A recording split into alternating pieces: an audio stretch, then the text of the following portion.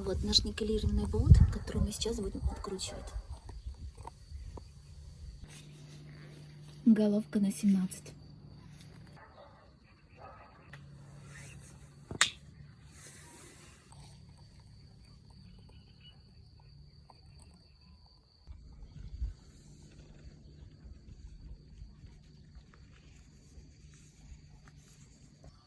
Раз, два, три.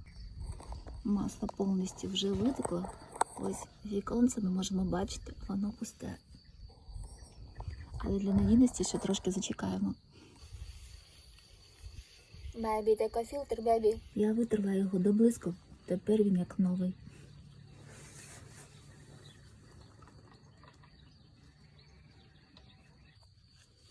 Щоб замінити фільтр, нам треба відкрутити 3 болти. Глянь сюди.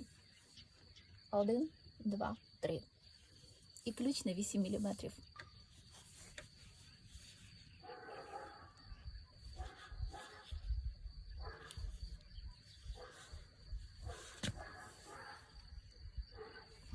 Не можу.